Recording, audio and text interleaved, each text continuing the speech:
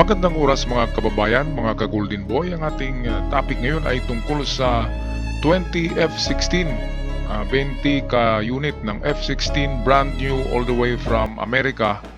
Ito yung pinaka-dream fighter jets ng ating Philippine Air Force. At narinig nyo ba itong tinatawag na COPE Thunder 2025 exercises? Ito ang pagpapalipad ng 20 jets, itong F-16. Dito yan masusubukan sa tinatawag nilang COPE Thunder exercises na gagawin sa Subic Bay. At dito lang yan sa airspace ng Pilipinas, ang exhibition na yan. Kaya yan ang abangan natin. April 7 daw mag-umpisa ang COPE Thunder 2025 ng US Air Force kasama ang ating Philippine Air Force. Narito ang ulat atin na panoorin.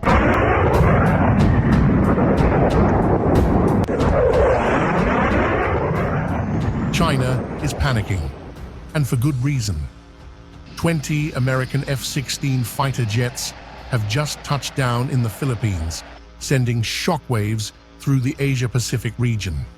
Is this a warning, a message, or the first step in a new balance of power? Ito ang kinagagalit ni Xi Jinping nang marinig ito na aprobado na sa US Congress ang pag-deliver nitong 20 F-16 5th generation fighter jets ito. 5th generation, ibig sabihin bago pa ito. Bago pa kasi ang fighter jets ngayon ng Amerika na pinakabago ay 6th generation.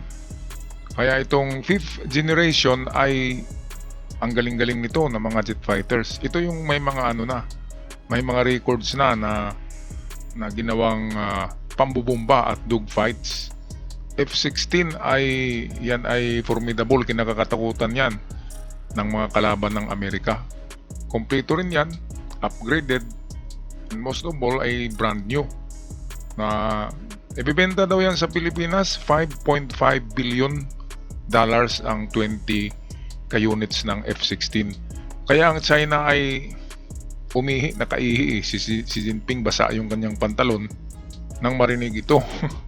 Dahil 20 piraso brand new eh. Imagine, kung sabay-sabay nalilipad yan tapos targetin yung kanyang aircraft carrier ng 20 ka missile sabay-sabay, di ba? Di lulubog, di ba?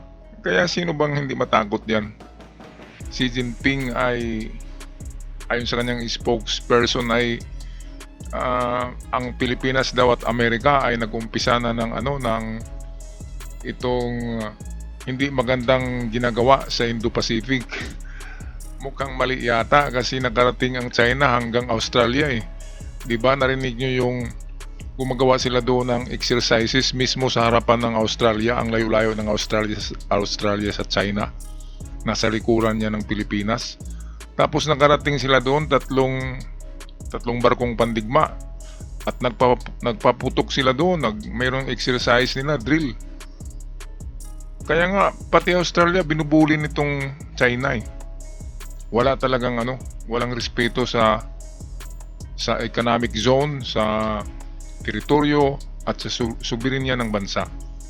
Mantakin nyo naman ang layo-layo na ng Australia, pinuntahan pa at ginawa nila sa West Philippine Sea.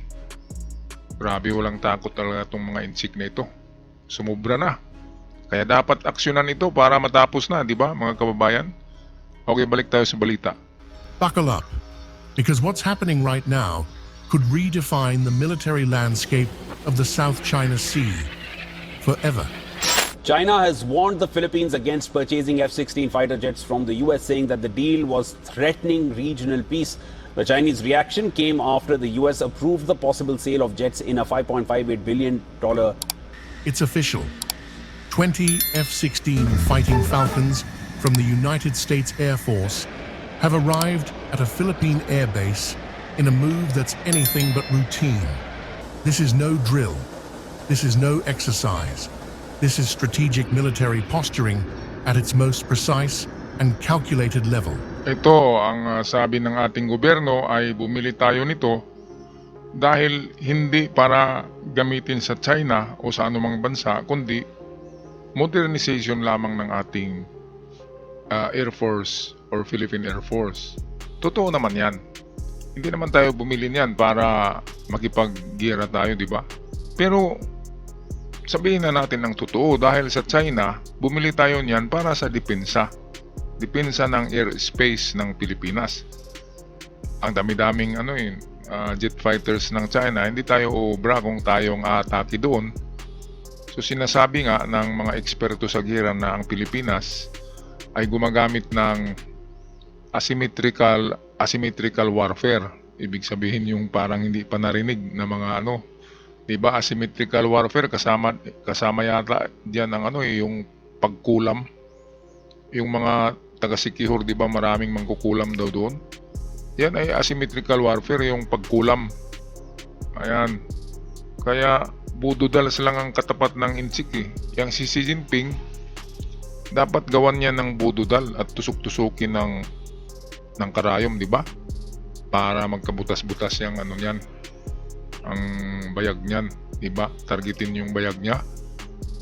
Kaya kayo diyan sa sa Sikihor, kung totoo yung kulam na yan, kulamin niyo na si Xi Jinping at si Digong, di ba? Para matapos na yung mga kawalang hiyaan na yan. Okay, so ito na nga ang dream fighter jets ng Philippine Air Force. Marami ang natuwa, marami ang pumalakpak na mga membro. Meron tayong 700 pilots eh. Kulang lang tayo ng eroplano. Sa Philippine Air Force, merong certified 700 pilots na pwedeng magpalipad ng mga jet fighters. Kapag tinuruan, ay madali na lang kasi marunong nang magpalipad yan ng mga 4th generation fighter jets. Katulad nung narinig nyo yung nag-crash na isang fighter jet na gawa ng South Korea yata yun. At bumagsak, sayang. Mahal yun eh. Okay, so marunong nga magpalipad ang ating mga piloto. Kaya nga lang, walang kanya-kanyang aircraft eh. Hindi katulad sa Amerika, lahat ng piloto doon ay may sariling eroplano.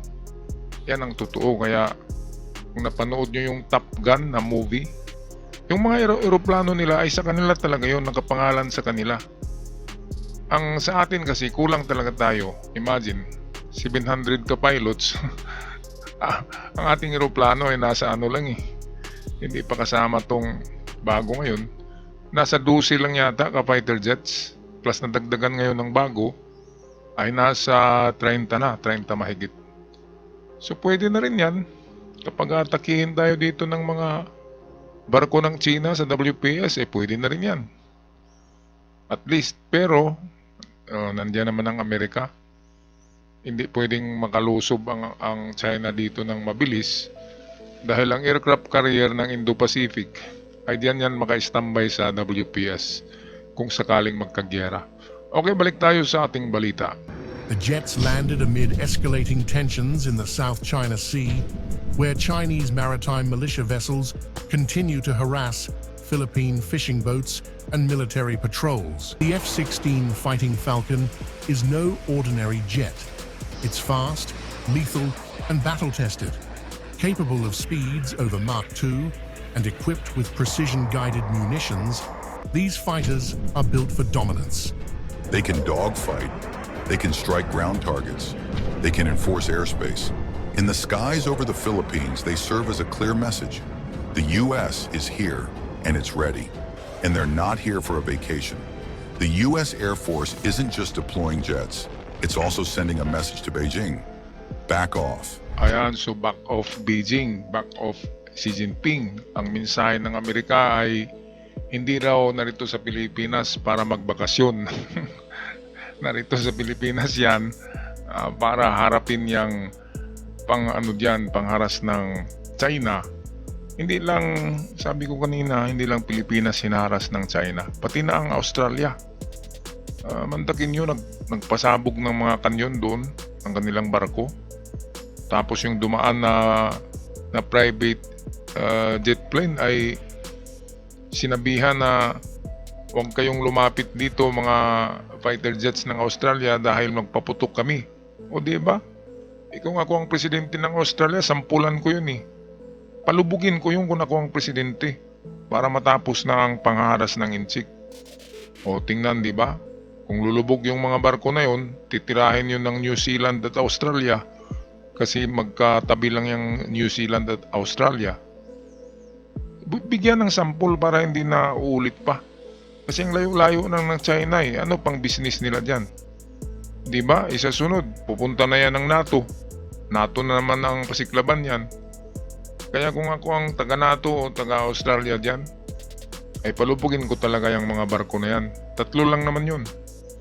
Diba? Para matapos na ang kalukuhan ng mga insik na yan. Hindi naman ginagawa sa kanila yan eh.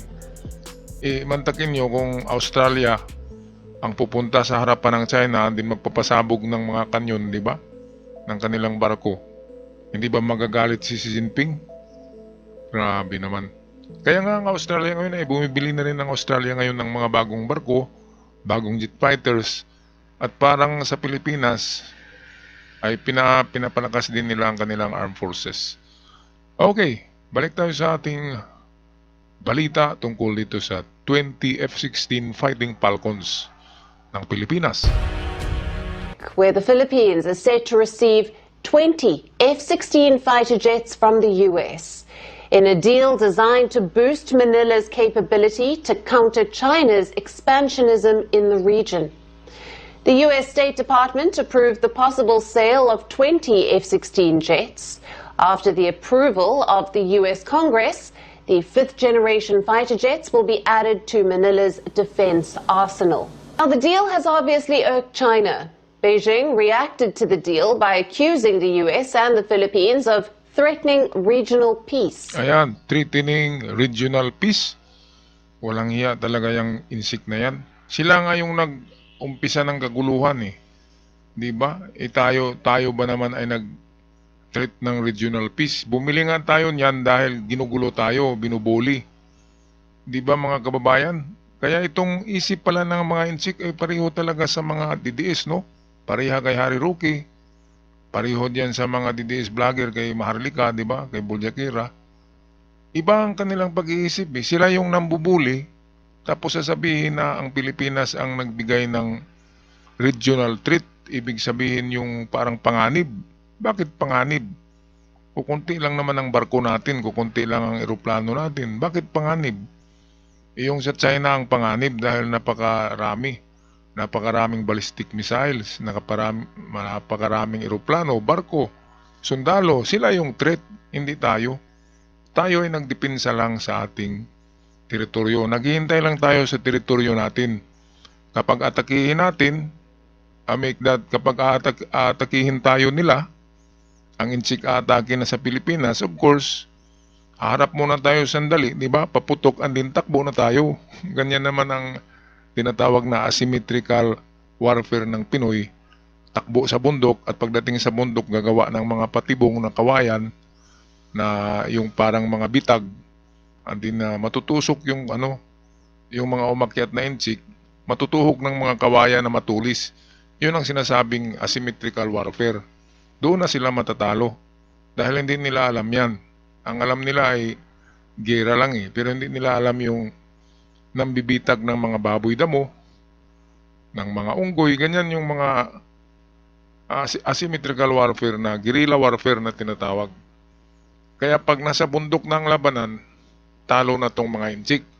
Pero kapag dyan sa WPS, mahirapan tayo dyan, mga kababayan. Kaya isang putok lang dyan, takbo na, di ba? Takbo na sa bundok.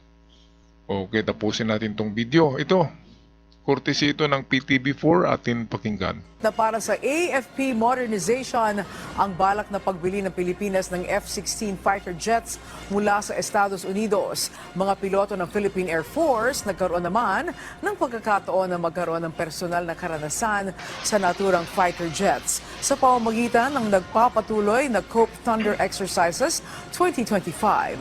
Si Patrick De Jesus sa sentro ng balita. 2 linggong magsasanay ang Philippine Air Force at US Pacific Air Forces sa ilalim ng Cope Thunder Exercises 2025 na nagsimula kahapon sa Clark Air Base, Pampanga at nakatuon sa Air Maneuver and Tactics. Nako, kahapon lang pala to eh. Ay hindi, nung kamakalawa kasi April 10 ngayon. April 7 ito mag-umpisa eh. Akala ko Marso pa ngayon. Grabe naman tong aking kalendaryo, sobrang late. Kaya kamakalawa lang, April 7 nag-umpisa na itong COP Thunder exercises with US Air Forces ang kasama. At tuturuan dito pagpapalipad ang mga ating mga Philippine Air Force pilots. Meron ding mga half, tinatawag na Purinoys, mga half American, na doon talaga nag-aaral sa Amerika sa pagiging piloto ng mga jet fighters. Kaya sila yung magbigay muna ng sample ng air exhibition. Sila muna yung magpatambling-tambling dyan ng jet fighter. And then, susunod niyan, kasi isang linggo ito, ay tuturuan din yung ating mga local pilots dito kung paano i-maneuver ang F-16 kasi bago yan eh. Ang ating mga ano dito, yung mga Tucano ay ano lang yun eh, kung sa klase pa yan ay categorized na Class B. Class B lang na mga jet fighters. Ito talaga ang ano, mga fighter jets na makipag-dogfight. Yung Tucano ay parang trainer lang yun eh. Trainer jets, pero pwede rin lagyan ng mga missiles. Pero ito talaga yung state of the art. At pwede na ito. Doon nga sa Ukraine ay mas mababang klase pa dito na eroplano ang ginamit sa Ukraine eh. Mga MiG jets. Yun ay mga Russian made na luma na. Pero okay pa rin, di ba? Lalo na ito F-16 ito, bago. Kaya maligaya ang mga piloto ng Philippine Air Force dahil magkaroon sila ng experience na nakikita lang nila sa mga movies ang ganitong mga klaseng jet fighters. Balik tayo sa balita courtesy ng PTV4. Dito ay lumipad ang F-16 fighter jet ng Estados Unidos na ipinadala para sa pagsasanay. Kabilang sa mga lalahok sa COP Thunder exercises ngayong taon, itong F-16 multi-role fighter aircraft ng Amerika. Noong nakaraang linggo lamang ay napaulat yung pag-aproba ng US State Department sa posibleng pagbenta nito sa Pilipinas bilang bahagi ng multi-role fighter jet o MRF acquisition program para sa Philippine Air Force. 700 miyembro ng PAF ang kalahok kung saan bukod sa FA-50 ay kasama ring gagamitin ang kanilang Super Tucano at Black Hawk helicopters. Sa panig naman ng US Air Force ay mayroon 200 tauhan. Ilan sa kanila ay nag-homecoming dahil may dugong Pinoy. Isang malaking karangalan po talaga na nabigyan kami pagkakataon, makabalik sa bayan na kinalakihan namin tapos mag-serve, sa capacity na to. As far as further strengthening the interoperability, tapos yun nga po yung mapalakas o mapatibay po natin yung samahan ng US and ng Philippines na naitaguyod na po dati pa. Sa unang pagkakataon ay magkakaroon ng international observers ang COP Thunder exercises mula sa mga Air Force ng Malaysia, Thailand, Japan at Indonesia. Ayan, so napakarami palang mga sasali dyan at observers. Japan, Thailand, Indonesia, Malaysia, marami. Kaya itong mga bansa na ito, naghahanda rin yan eh. Indonesia, Malaysia, naghahanda rin yan. Kasi kung, lalo na yung Brunei, di ba, mayaman yung Brunei, ay pati karagatan ng Brunei ay tinapyasan ng China eh. Kaya galit ang Brunei. Pero hindi natin makikita na nagpalakas ng armas ang Brunei ngayon ng kanilang mga sundalo. Ano kayang dahilan, no? Ang dami-dami namang pera nila. Bakit hindi sila narinig natin na bumibili ng mga bagong jet fighters? Baka ayaw talaga nila ng gera. Okay, so eto ang dream come true ng Philippine Air Force. Ayan, 700 membro ng Philippine Air Force ay lalahok. So ibig sabihin, 20 units lang ito ng F-16. So paano-ano ito, di ba? Pagkatapos ng isa, ang isa na naman na pilotong Pinoy, and then pagbalik, isang round lang ay isang piloto na naman kasi 700 eh. Hanggang maubos ang 700 na piloto na makasakay sa mga bagong F-16 Fighting Falcon ng US. Kaya ang China talaga ay galit eh. Sabi nila, Pilipinas at Amerika ay nagbigay ng panganib sa Asia Pacific. Panganib. Nagproteksyon lang tayo sa ating Ang panganib yung umaatake ka, katulad ng China, nakarating doon sa Australia, nagpasabog doon ng mga kanyon. Yun ay panganib. Kung may tamaan, di ba? Doon pa sila sa dumaan pa sa Perth, Australia. Tanaw na lang talaga tanaw na ang pier ng Australia Walang nagawa ang Australia kasi hindi nila akalain na pupunta pala doon ng China, ang layo-layo na. Pero sa susunod, pag bumalik pa doon ng China sa Australia, nakahanda na ang Australia. Dahil sa alam na ng Australia na mayroon palang plano ang China na girahin din ng Australia dahil yung ginagawa nila na exercises, sinusukat lang nila ang distansya ng Australia at dagat kung saan naroon yung barko nila, kung aabot ba yung mga armas, yung mga kanyon. Meron lang silang doon, ini-estimate kung saan sila mag-umpisang magpaputok kapag nagkagira. Iniikot-ikutan din ng Australia Mantakin yung mga kababayan. Kaya sa Palawan, ganun din yung ginawa nila. Umikot-ikot yung dalawang destroyer nila sa Palawan. And then kung hindi talaga tayo magtapang-tapangan, ay buong Pilipinas na ang iikutan ng mga destroyers at mga barko na pandigma ng China. Alright, tapusin natin ang video courtesy ng ating PTB4. Sa harap naman ng pagpapaigting sa ating kakayahang pangdepensa, tiniyak ng Malacanang ang suporta ni Pangulong Ferdinand R. Marcos Jr. sa AFP Modernization Program. Ayan, kudos kay PBBM dahil sa kanyang matapang na mga desisyon dito. Well, ito si Attorney Claire Castro ating pakinggan. Po lahat ng paraan, pagkakataon, lahat ng kakayanin, kung may mga budget po tayong kakailanganin, yan po ay gagawin ng ating Pangulo.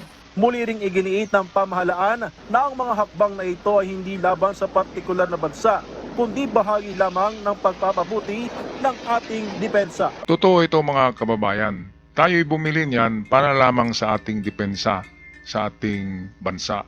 Diba? Sa ating teritoryo, sa airspace, depensa sa kalupaan. Kaya tayo gumagastos ng malaki para diyan. Ngayon, hindi ba kayo nagtataka? Parang hindi yata kaya ng Pilipinas yan, ng budget. Kasi marami pa tayong ginagamitan ng pera, di ba? Pero alam naman natin na mayroong magic. Si PBBM ay may magic yan.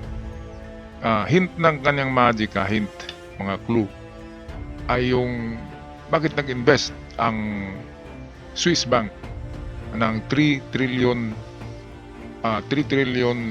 pesos sa Pilipinas. Trillion yun trillion hindi milyon. Saan galing ang pera, di ba? Nagsasayang ba ng pera ang Swiss Bank? O ito'y may kaugnayan sa mga ginto ng mga Marcos sa Swiss Bank? Diba? Kaya dyan sa project na yan ng pagpaganda ng Armed Forces at ng Philippine Air Force, dyan tayo magtaka, ang laki-laki na. $5.5 billion yung mga eroplano na yan, yung 20 F-16, pero kayang-kaya yan ng ating gobyerno. Bakit ba? Sabi ko na mayroong magic si PBBM. At baka lang hindi tayo sigurado. Baka nakatulong dyan ang tinatawag na Marcos Gold. Sana naman, di ba? Beke naman. Okay, so ako'y magpaalam na mga kababayan hanggang sa muli at sa mga bago pa lamang sa channel. Huwag kalimutan i-subscribe, i-share ang ating video para palagi tayong updated sa mga bagong uploads. At sa aking event followers, maraming salamat. Ingat ang lahat. Paalam.